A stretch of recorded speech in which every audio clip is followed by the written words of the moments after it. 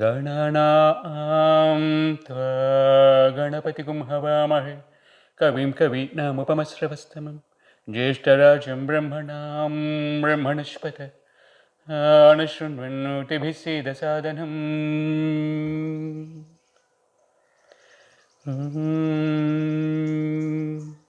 गुरुमूर्ते बहुकीर्ते गुहसेनाधिपते सुरसेवितशिवभावितसुमते निशमवमां Shri गुरुमूर्ते बहुकीर्ते गुहसेनाधिपते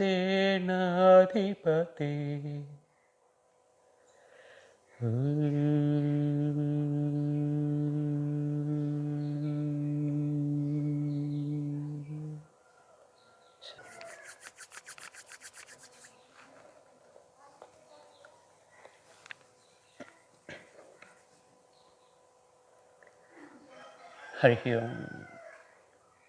Namaste.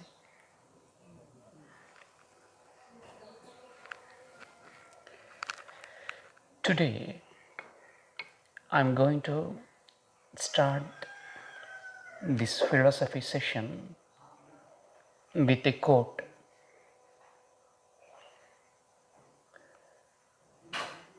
Swami Kubalayananda has given wonderful message to yoga. Swami Kubalayananda is considered as the father of modern yoga.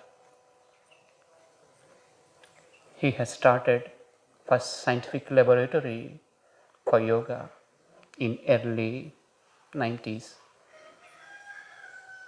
Such a yogi, he said in his words,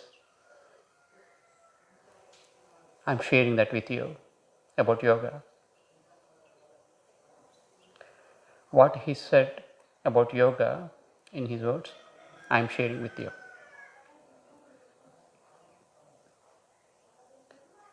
He said, yoga has a complete message to humanity. Yoga has a complete message to human body. It has a message to human mind. It has a complete message to human soul. If intellectual youth come forward and carry this message to different parts of the world, nothing is impossible in the world. We can connect to highest good, he said. What he dreamt coming true, dear friends. He anticipated this in early 90s. He constructed scientific laboratory. He started Yoga Mimamsa, a journal for yoga. All over the world, following the yogic practices from his point of view, that scientific laboratory got a very great recognition. The name for that yogic research center is Kaivalya Dham. I got an opportunity to study there. I studied in that institute for a period of 1.5 years. Regularly, I studied in the Research Institute Kaivalya Dham.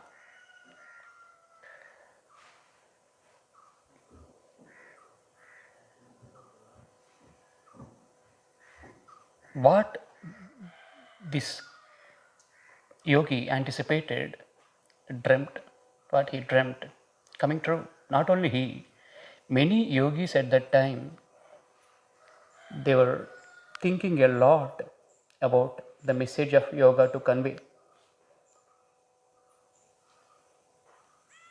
Have you heard about Aurobindo? Aurobindo Ghosh? He explained the yoga in the name of integrated yoga. Integrated yoga. He integrated Bhakti Yoga, Karma Yoga, Jnana Yoga, and all the yoga branches he integrated and explained as integrated yoga.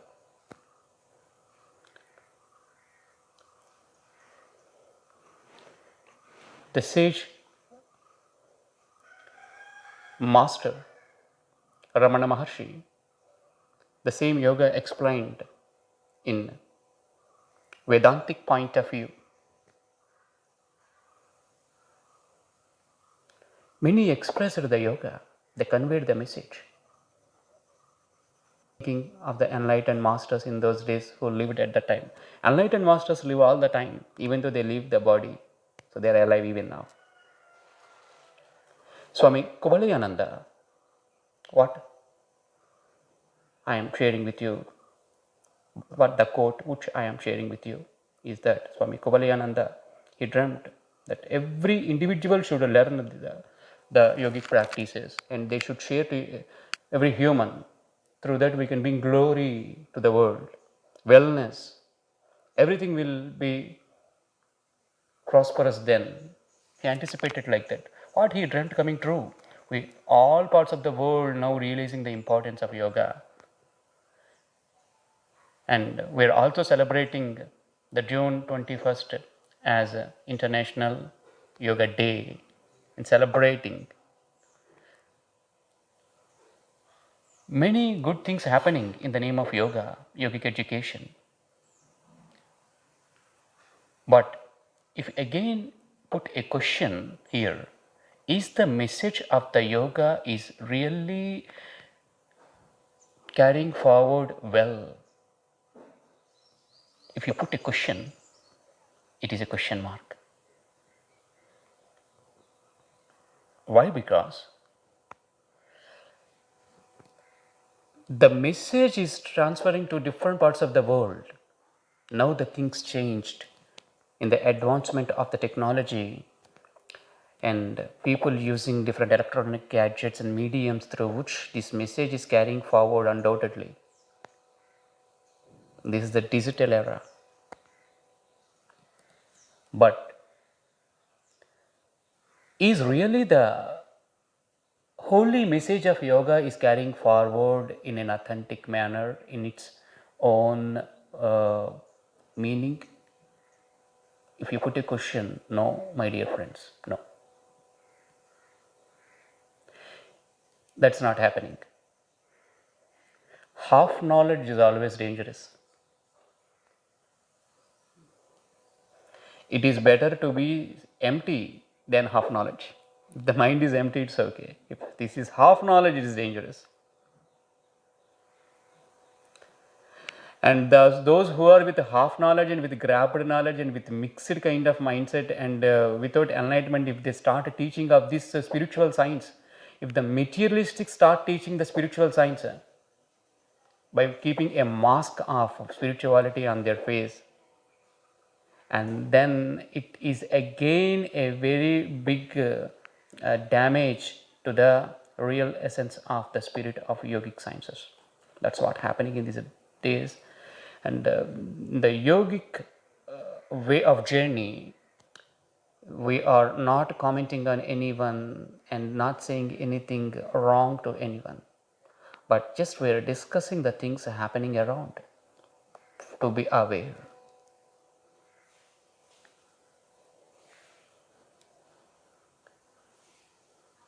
We need awareness, friends.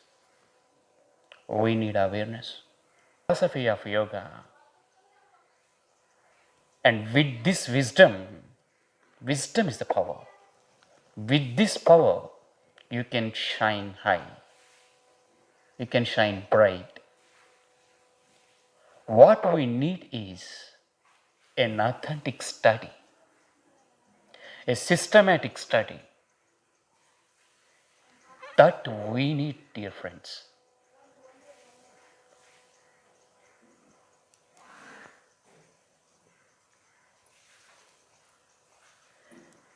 In the yesterday's class, coming to the yesterday's class,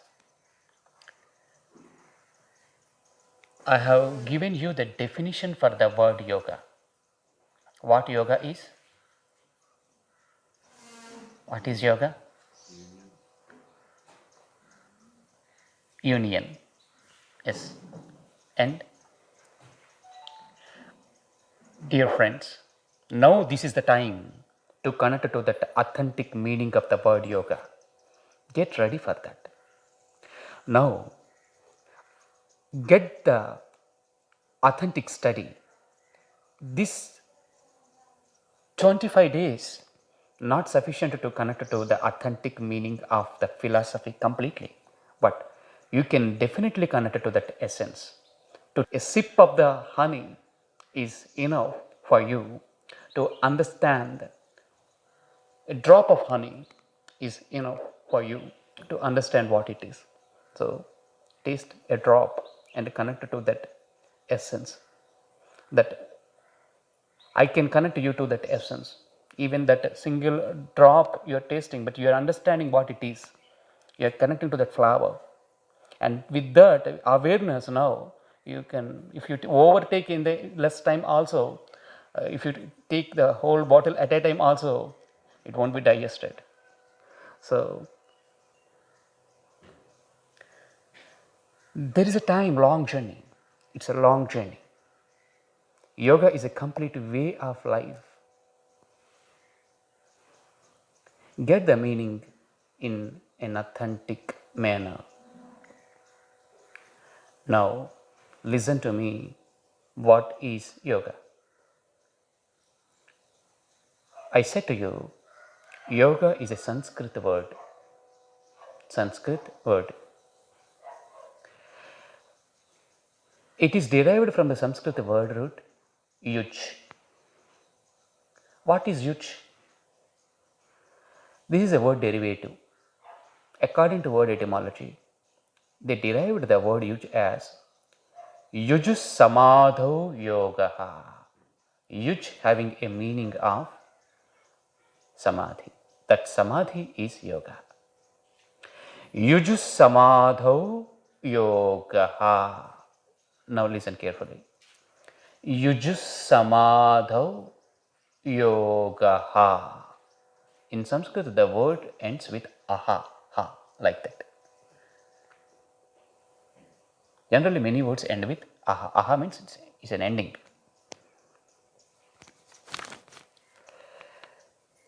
Yujus samadho. That means samadhi. Samadhi is considered as yoga. What is samadhi? Samyak dhi is called samadhi.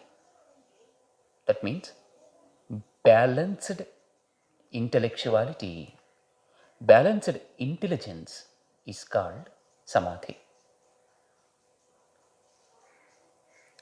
Samadhi means balance. 100% balance is called samadhi. And more than that, beyond 100% balance is also called samadhi. There are two levels of samadhi. One is, first level is 100% balance. Second is beyond 100% balance.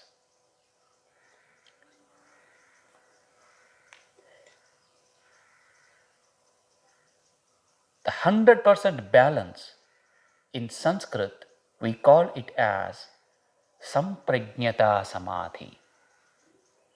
Beyond 100% is called asamprajnata samadhi. These words are not the matter now. Just you're connecting to that essence. 100% balance and beyond 100% balance. That is the essence.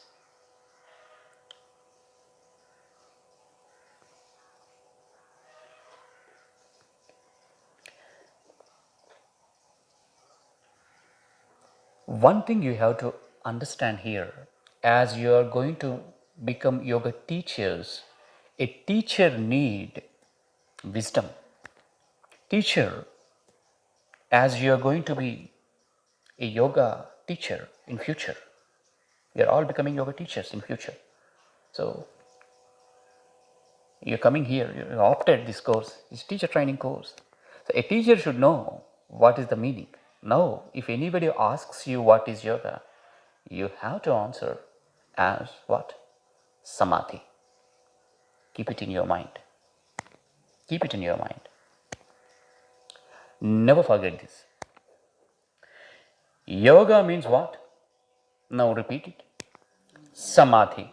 One is material concentration, another is spiritual concentration. Our true nature is connecting to concentration. But our true nature is concentration, awareness. But our true nature is awareness. But we are materialistically aware. In the phenomenal world, we are aware. So that we developed concentration according to that mind, how it is grasping and absorbing the things. According to that, we developed the skills, and through which we are living. For human survival, for surviving, to survive in this physical world, one needs some skills. Without skill, any kind of skill is required for living. And this is all about skills are happening, the skills because of concentration only. What kind of concentration you have, according to that the skills are developing.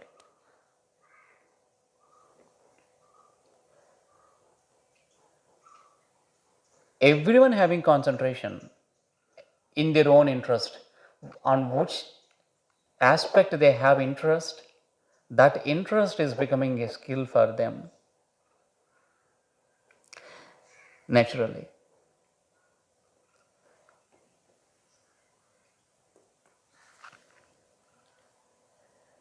So what I am sharing here is, here this concentration is the spiritual concentration. Yoga means the return of meditation is yoga. Yoga comes after meditation. Generally, we all say that I practice yoga and meditation. That means it is in the mind for many Westerners and also in the mind of many Indians that yoga is a physical practice. That also as asana. These asanas are also many thinking them as certain kind of exercises. A traditional name for exercises are asanas. They make us physically fit. So yoga means a very good physical practice to make us physically fit. Yoga philosophy not explained by not normal minds. The word yoga explained by the yogis. Who is a yogi? Yogi is a person who balanced his senses, mind, and intelligence. In that balance, who went beyond 100% of balance and coming to 100% balance and helping the masses to understand the real meaning. Such a person who is having controlled mind, ego, and balance, you can call him as yogi. Such kind of yogis explain you yoga philosophy.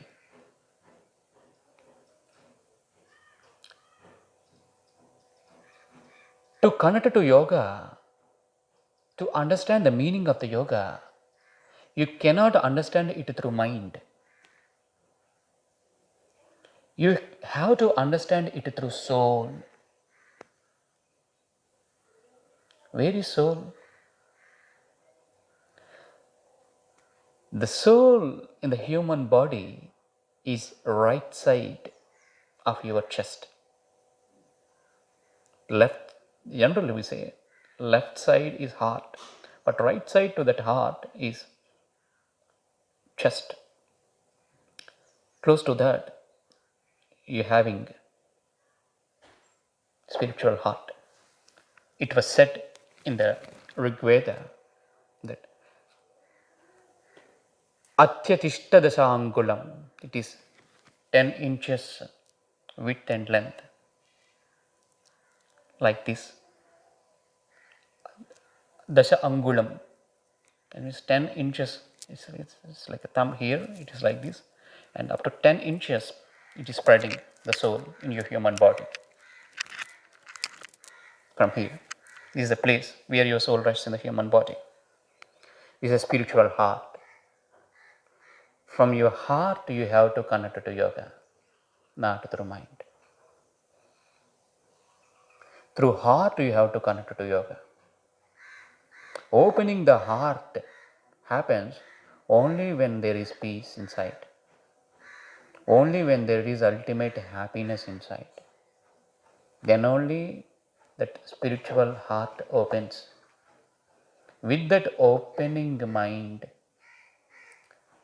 with that opened intelligence, you can connect to yoga.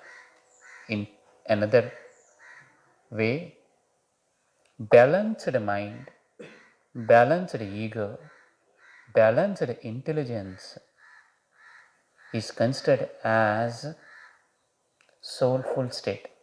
We can connect to soul with this balance also, and you can go beyond that. You can experience soul in this state, and through which we can remain as soul in that high state. What yoga philosophy is saying to us is forever happiness.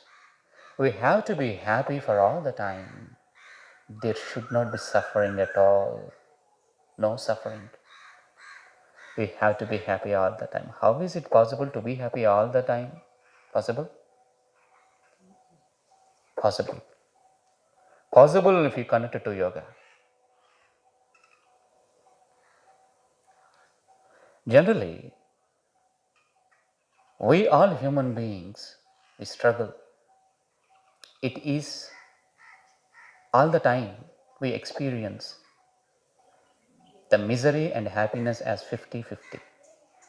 It was also said that we are getting human life also for the karma. Karma theory is the theory what yoga believes. This is a separate topic, I will talk on that later. Kshine punye matchalokam visanti. Kshine punye. When the punya, when the virtues, when in the heaven, when all the glory, all the virtues, when they completed, after that again, so to experience some sort of difficulties and to experience this physical world, again we're taking birth in the planet Earth. It was explained like that. But what is heaven and what is hell? Are they still there? What is that? So it is that we talk on that later. That what is the thing is a separate topic. What I'm coming to the topic is that it is like 50-50. One day we are happy, another day we are unhappy. If 4 days we are happy, next 4 days we are not that much happy. If 4 months we are happy, next 4 months it's okay, so. If 10 years we are happy, next 10 years also.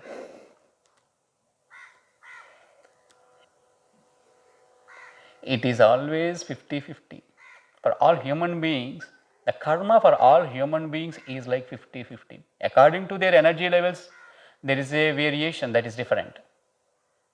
We talk on that separately. That karma is divided as sanchita, agami and prarabdha. And this is a very big science to understand what is sanchita, what is agami and what is prarabdha. That I will talk with you later.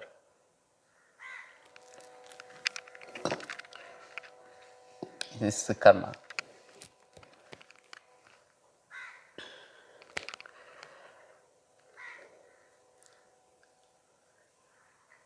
That is yoga. The name of that happiness, forever happiness, is yoga. Because in that happiness you are balanced. Whenever you got balance, when you achieved, when you attained a state of highest balance.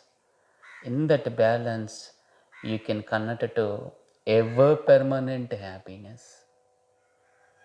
In that ever permanent happiness, you can witness all the emotions as normal, as they are not affecting us. One thing we have to understand, that because of false knowledge we born, by understanding everything as suffering we born. If you understand that there is no suffering at all, then everything seems to be happy for you. Suffering will be there, but what yoga teaches to you is the suffering which is in front of you, you understand it as not suffering at all.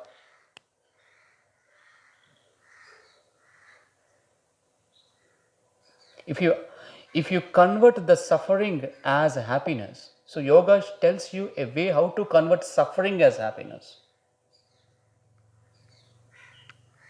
For this, you need an authentic study how to convert suffering as happiness. Suffering will be there all the time, because suffering will be there for the human body, as it is taking, the body is anitya. For all the non-permanent things, there will be suffering. Some way, the decay is common for the body, but the ever permanent one, what it is, that we need to understand.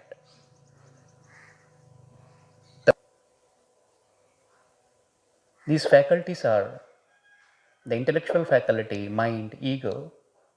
These faculties are not permanent. And what is permanent entity? What is that? Is that what our friend is exactly saying? Pure consciousness, I want to add before consciousness to our friend, is permanent. That consciousness is becoming, that pure consciousness is becoming consciousness, it is becoming subconsciousness, it is becoming unconsciousness, and it is becoming everything. If you connect to pure consciousness, then there is always happiness.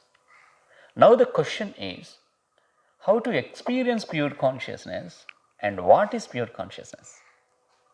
For that you have to connect to yoga. So yoga itself connects you to that pure consciousness. For this, a very systematic study you needed. We are going towards that study in the course, in your teacher training program. You are connecting to that holy yoga philosophy and understanding that in a well structured approach.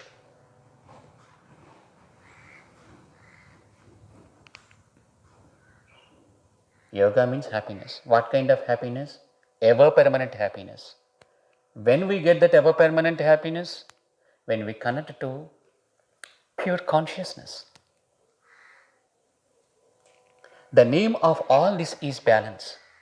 When we are having balance, we can experience this. And now, let me talk about happiness with you for a period of time, through which we will get clarity. What kind of happiness yoga is seeking is a very high level happiness. For what you need a basic understanding of happiness. Happiness having levels, my dear friends. There are 3 levels of happiness. 3 levels of happiness. We are all considering happiness as one, but there are levels in happiness. The first level of happiness is, we are calling it as pleasure. Pleasure we can experience through senses. Senses. Sensory happiness is pleasure. If I give you a permission, the Sri Hari Yoga Center is saying to you that, my dear friends, you can enjoy orange tea, orange juice, you can enjoy banana juice, pumpkin juice, here in the classroom, and you can eat fruits also, and you can eat whatever you want, and you can drink, and you can listen if you say. And when you're bringing all this stuff, and if you hear, and when you're drinking, tasting, and when you're listening, and if it is happening, so that means if you, you feel very happy. You feel very happy when you say that take some juice and all these things. We feel happy. So when immediately if we take a juice, we feel happy.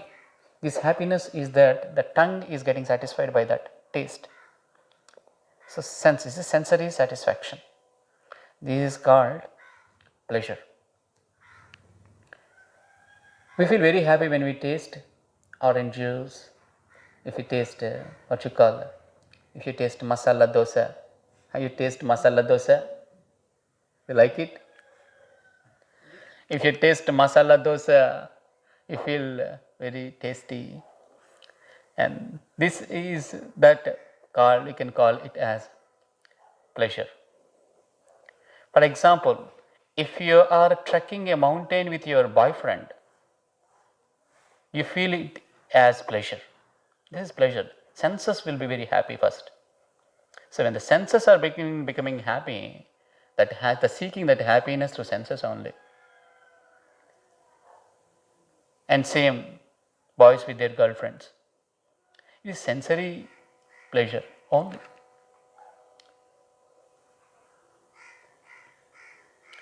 Children like uncle chips. Here in India, very famous. Uncle chips are very famous here. Have you heard about uncle chips? In India, everywhere you can see uncle chips. They like very much. So why? Because they like it. See, in winter time, woolen clothes gives you protection. So if you wear woolen clothes, you feel protective night time. Oh, very cold. I need woolen clothes. In summer, Baba, I'm very hot. So we say that. All the time our skin, our body, human body is connecting to the temperature. Temperature is a very interesting topic. You can, if you want to make conversation with anyone, for example, you can use the what you call temperature as a tool, and you can make a conversation with anyone, because you can talk with anyone. Oh, it is very hot. It is very cold.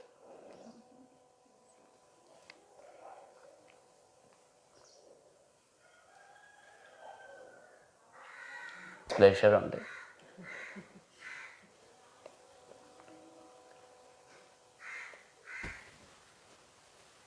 Then what is joy?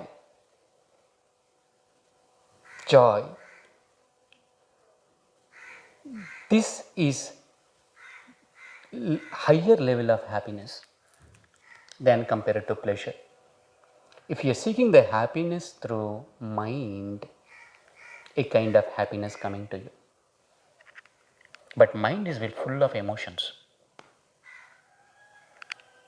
That is the reason it makes you very sensible sometimes, and at the same time these emotions play a very vital role in human being's life, and they bring suffering also.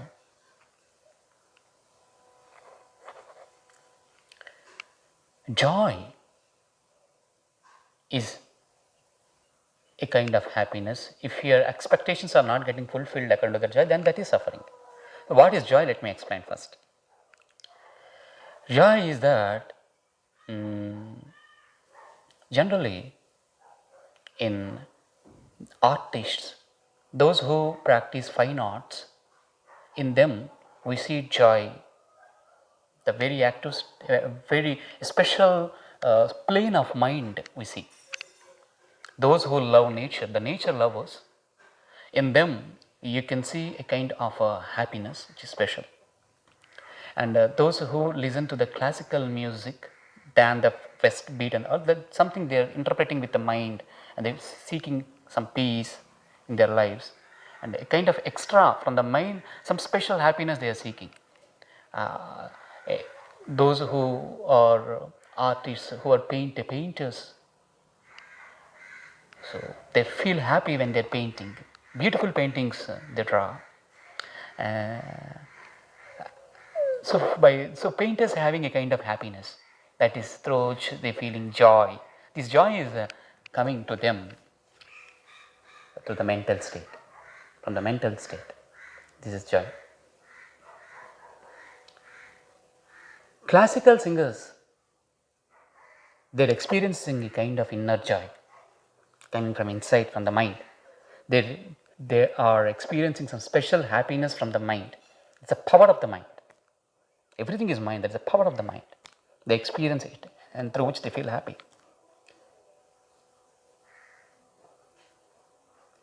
Pibare Ramarasam Rasani Pibare Ramarasam. If you say this like Jagadodharana Jagadodharana, this kind of melodious music, if you listen, Narayanate Narayanate Namo Namo Narayanate Namo Namo Bhava Narada Sanruta Namo Namo Narayanate Namo Namo. This song, if we sing, we can connect to a kind of happiness that is not only joy, to a little higher than that happiness, because certain kind of songs we are singing through spiritual heart, that is becoming bliss. If you are experiencing something beyond the mind, with open mind and with openness, without expectation, the happiness where there are no emotions, the happiness where there are no expectations from anyone, just we are singing for ourselves, no expectations from anyone, just if you be with yourself, and with that, but that in that a kind of a wonderful expression, that expression is coming in the name of beautiful songs, that expression is coming. If that is happening, and that all the fine arts are connecting you to that bliss, if you are just stuck at the mind level, that same remains as just joy.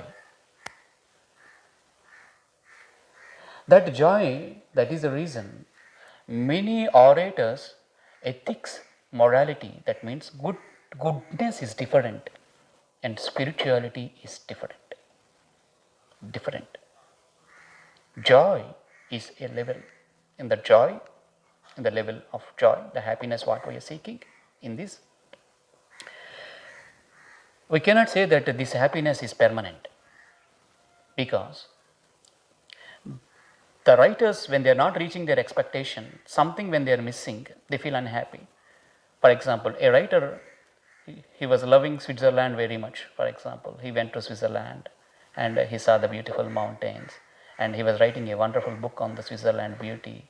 And after that, again he went to that Switzerland after 10 years, and he saw that the many trees got cut, and people started very materialistic life, and those mountains, beautiful mountains which he was seeing before, not there now, and he felt very, very unhappy, distressed, and then all his emotions, though he wrote the beautiful book, and now again he made an article with his suffering, that how Switzerland is now commercialized and all these things. So he unable to hold that suffering, and he expressed the same. That means it is a pain. That means he was expecting that it should be like that only for all the time. So if it is not happening, so he suffers. Like that, he is very good person, the writer. That goodness is that, but in that goodness there is no balance. Even positivity is also, we need to balance. In that positivity, we have to go beyond positivity.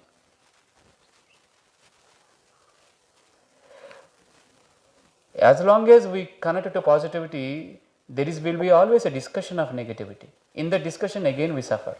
That's what happening with the fine artists. That for the dancers, for the painters, for all the good people, for all the orators, The blood will be get boiled when they see something against going. If these mountains are with full of plastic, for example, the blood will be boiled. They say that why, who gave the permission to do all these things? So the frustration, they will be frustrated. So all the frustrated people, they are very good people. They are frustrating because something not going good. So how to be get balanced when something have to be that when it is not remaining as it. That you will learn when you study yoga.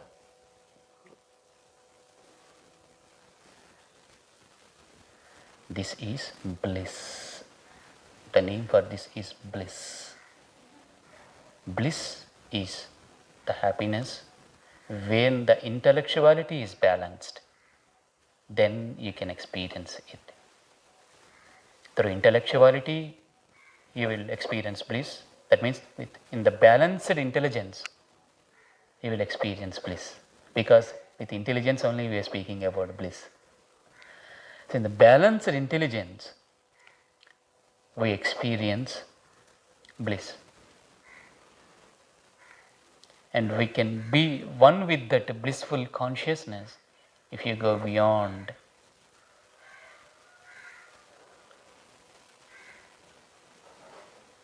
Bliss cannot be explained. Bliss have to be experienced. Bliss have to be experienced. Yes. I will tell you a few examples. Unknowingly, we are connecting to bliss. How can we connect to bliss? Unknowingly, our true nature is bliss. Our true nature is bliss. So that knowingly, unknowingly, we're connecting to bliss. But we don't know that we connected to bliss. That is a problem. We forgot that we connected to bliss. That is a problem.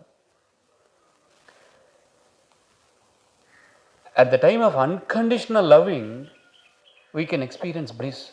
Unconditional love is bliss. Love with expectation is not bliss.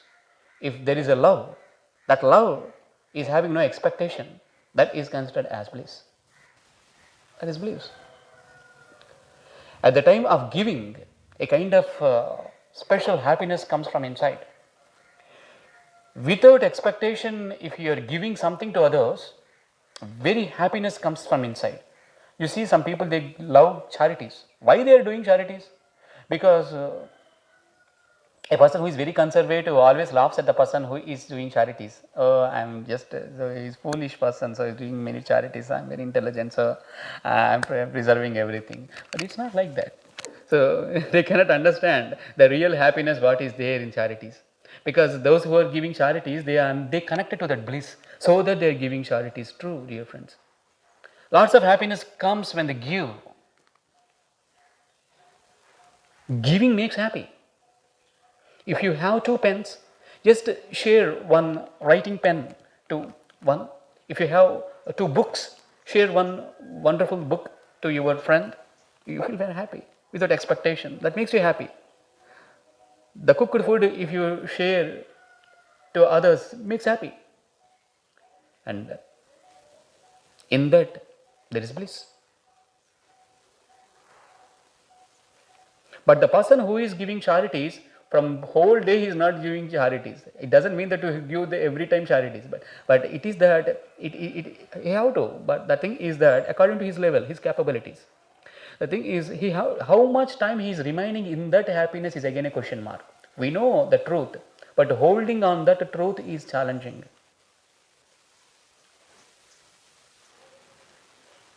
Even though our true nature is bliss, even though we are experiencing it, we are unable to hold there for a long time. That is what happening for the people who are so positive.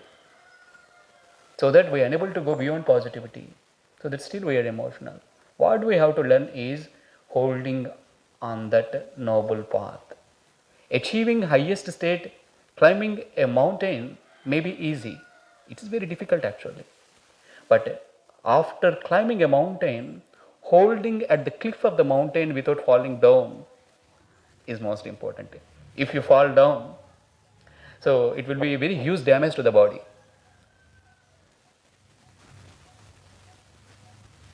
That's what happening for many.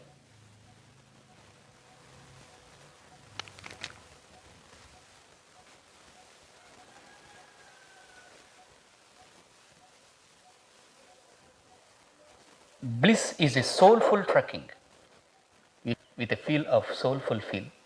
Then you can connect it to that reality. Anyway, I will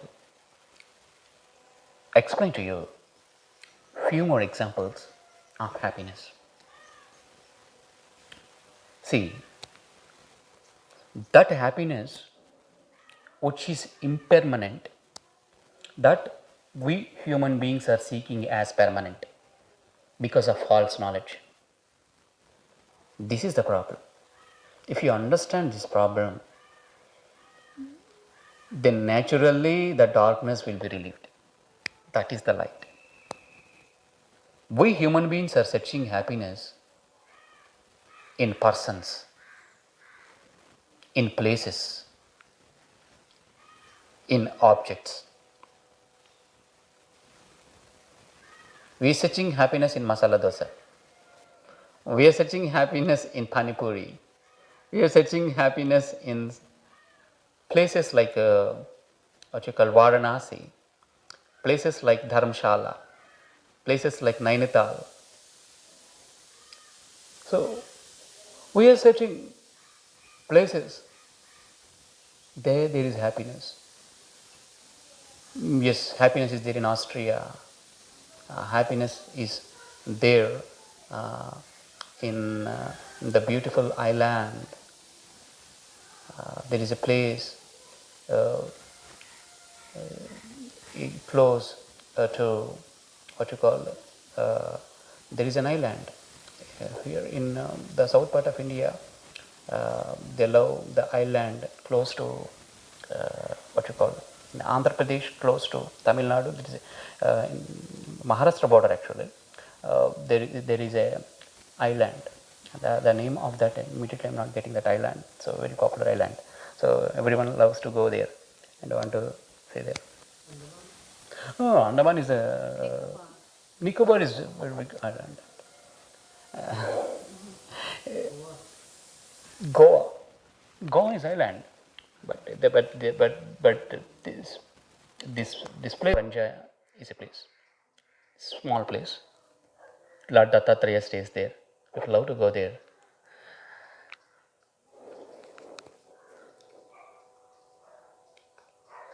On the boat, giving you happiness. No, to be happy, we need solitude, not isolation.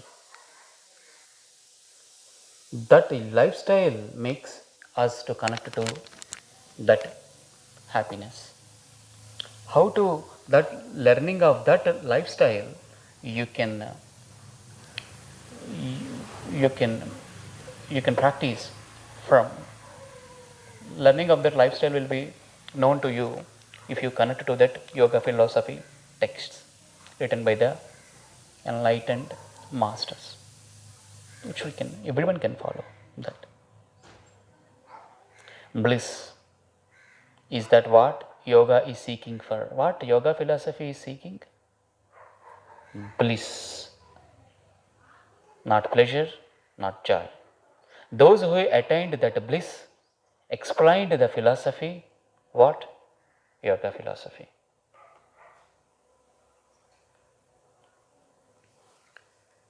So instead of searching happiness in persons, in places, and in objects, if you search happiness inside, then there is real happiness.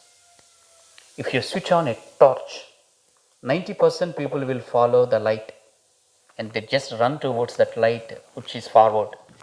Very few just stay there and they think about from which source this light is running. Oh, there is a battery behind. Just connect to that battery. So they connect to that battery.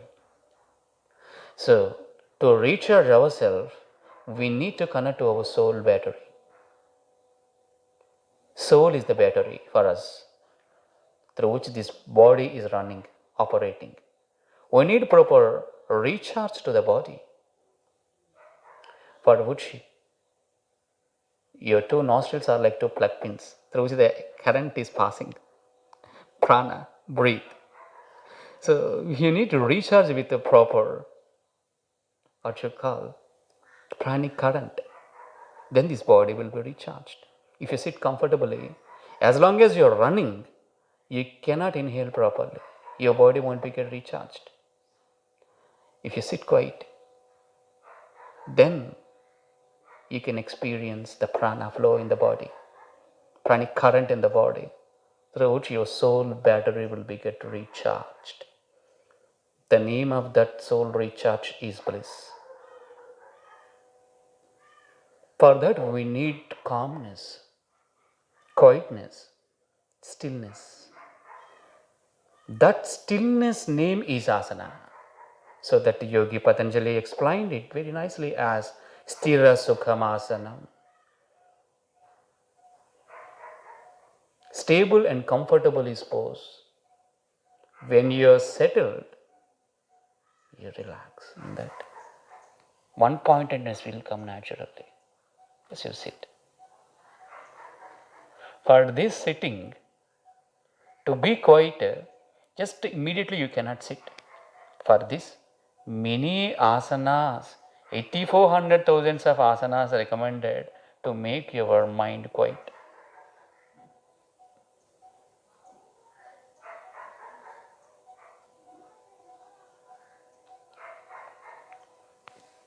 But what asana we need to understand?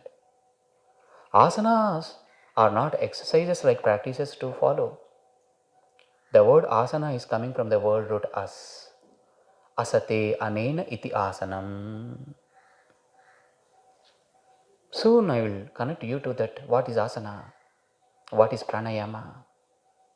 Many think that yoga means certain kind of breathing techniques. And for that they are giving the name as pranayama. Pranayama is not a breathing technique. Instead of breathing technique, it is just a retention of the breath is the cream and essence of pranayama. There will be no breathing in real pranayama. Then how it is a breathing technique? So just we are calling it as a breathing technique. Then what to understand is that first to know what is asana and what is pranayama, to give the names of yoga and all these things, we need to know what it is, what is the real meaning and all. Yoga means happiness. This happiness comes when you are one pointed. When the mind is one pointed, then that one pointedness is the establishment of that one pointedness is becoming meditation. In that establishment, you are experiencing what? Bliss.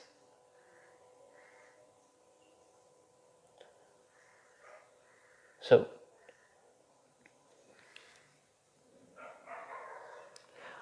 we need 4 D's here. That is, as I said to you, discipline, devotion, determination, and also dissolution. Dissolution of what? Dissolution of, see here, it is a kind of dispassion, you can say, dispassion towards materialism. Then, yeah, that is good way to understand. We follow this here. You are having Yoga Sutras for connecting to bliss. Yogi Patanjali, in the blissful state of consciousness, he has written 196 Yoga Sutras and he explained them in 4 chapters. In the Sanskrit, we are having the name for the chapters as padas, as Samadhipada, Sadhanapada, Vibhutipada, Kaivalyapada. Like that, the Yogi Patanjali has given the names for the chapters and explained the yoga philosophy very beautifully for us. And this powerful wisdom you are connecting to. You need a guru, you need an enlightened master's blessings for learning this yoga philosophy. So who is the guru? That guru is Patanjali. we are connecting to Patanjali. Patanjali is our Guru, he is the guide for us. So, in his guidance, he is an enlightened master. To connect to yoga, we need a yogi who already achieved enlightenment. Such a yogi who is such a person. So, Patanjali, a yogi who enlightened, who got enlightenment, who experienced that balance and explaining how to live happily. If you connect to that Yoga Sutras, if you understand that, our life is, our life will be very happy, life will be beautiful in this phenomenal world, and finally we are connecting to that absolute reality. Sure.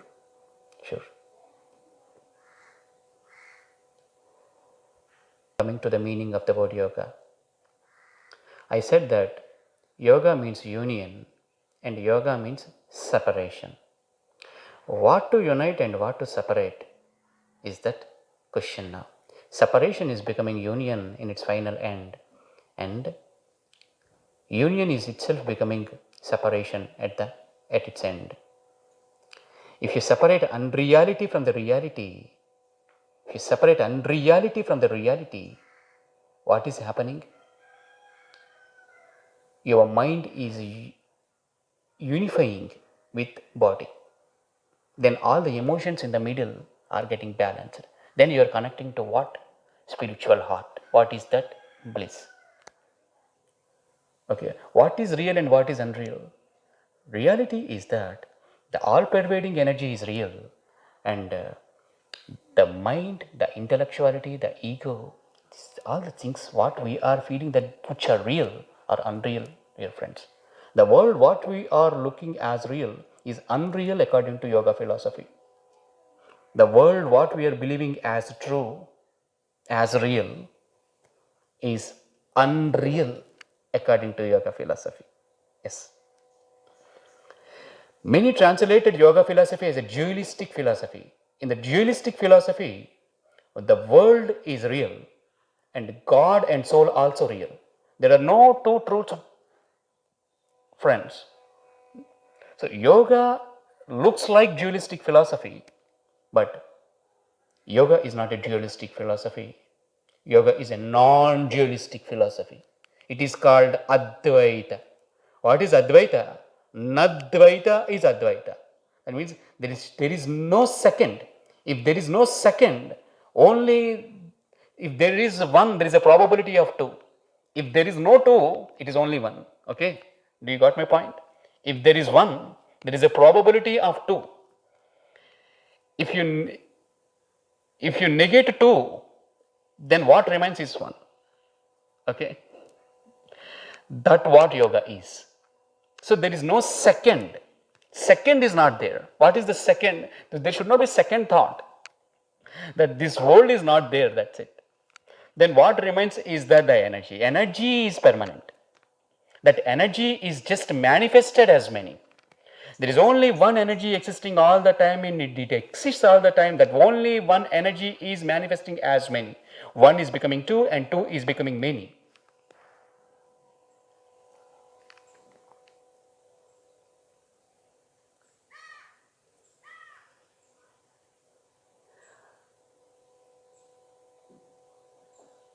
In non-dualistic approach, you have to understand yoga philosophy. I am reminding you my yesterday's class. To study any kind of philosophy, we need to study three topics. What are they? World, man, God and soul. God and soul also coming under this topic. Some philosophers, they negated God and soul. Pasmi dehasya bhutasya punaragamanam kutaha. They said like that. That means when the body is getting burned, where is soul? Show me soul, where it is. So we cannot see the soul. Only body existing. A single life, small life. Be happy. Do whatever you want to do. Yeah. So they say like that. Thing is that they don't believe for many things, like they don't believe in soul and God and past lives and next lives. No reincarnation, like no incarnations. A single life. Just be enjoy. Be joyful. Be happy. That is their philosophy. And But yoga philosophy, we need a strong understanding of non-duality. Yoga philosophy explained in three ways again: in dualistic approach, in non-dualistic approach, in monistic approach also.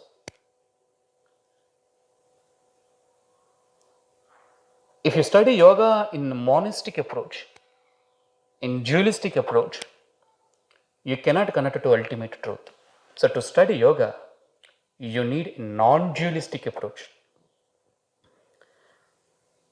In the non-dualistic approach, a yogi, Sadashiva Brahmendran, has written wonderful commentary on yoga.